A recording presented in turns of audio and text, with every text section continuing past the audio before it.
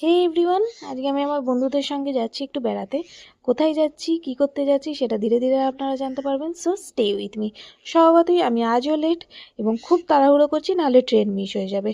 অবশেষে আমি আমার স্টেশনে এসে পৌঁছালাম এবং এটি আমাদের স্টেশন।